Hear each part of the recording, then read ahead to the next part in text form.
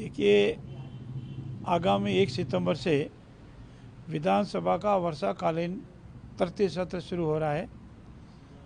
उसके संबंध में आज अभी 12:30 बजे माननीय अध्यक्ष जी ने अपने वैश्य में सभी दलों की बैठक बुलाई है, सर्वदलीय बैठक।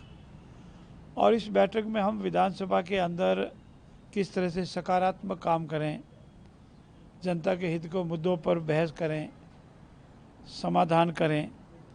विपक्ष हमारी ताकत है, विपक्ष से विधानसभा की पहचान है। वो जनता से हित के मुद्दे रखे, सरकार की विकास के संबंध में आलोचना समालोचना करें, सरकार उसका समाधान करे, ये रहेगा। जहाँ तक विधानसभा में इस बार विधायी कार्य होने की संभावना ज़्यादा है। जो 3 बिल प्रवर समिति के पास विचाराधीन है, वो तीनों ही बिल आने की संभावना है। यूनिवर्सिटी का संबंधित बिल आने की संभावना है और धर्म परिवर्तन से संबंधित बिल आने की भी संभावना है। विधायकों के पेंशन है, सहकारिता से संबंधित है और छोटे मोटे बिल भी आने की संभावना, टैक्सेस से संबंधित है, मोटरयान से संबंधित है। ऐसे बिल आने की पूरी संभावना है।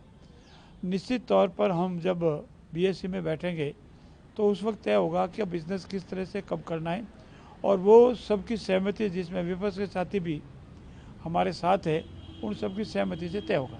एक पिछले सत्र रहे, उसमें एक तो धर्मांतरण विरोधी जो बिल था, जो गैर कानूनी रूप से धर्मांतरण कराया जाता है, उनके ऊपर नकेल कसने का जो बिल था वो अभी तक अटका हुआ है। इसी तरह जो कोचिंग संस्थान है, शैक्षणिक संस्थान है, वहाँ पर जो डिप्रेशन में आत्महत्याओं के जो सिलसिले बढ़ रहे थे स्टूडेंट के, उनके ऊपर भी जो लगाम कसने का बिल था वो भी अटका हुआ। क्या उम्मीद करें अपन की इस बार? देखिए, 2 अलग अलग विषय है।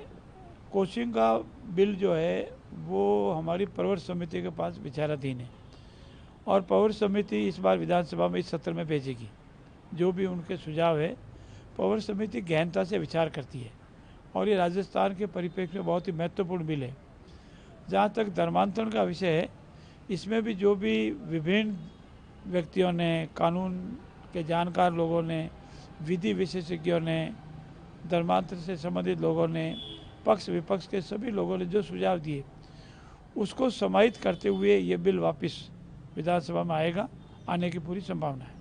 उम्मीद करें कि इस बार तो सकारात्मक चर्चा होकर इसको मुझे पूर्ण विश्वास है मेरे सभी विपक्ष के साथियों पर, और मेरा ये मानना है कि राजस्थान विधानसभा का जो गौरवशाली इतिहास रहा है, माननीय भैरव सिंह जी हो, शिवशल जी माथुर हो, सुकाड़िया साहब हो, परशुराम जी मदेना हो, वसुंधरा राजे सिंधिया रहे हो, ऐसे नेता हमारे विधानसभा से निकले हैं और उनके गौरवपूर्ण इतिहास को, हम परंपरा को कायम रखेंगे।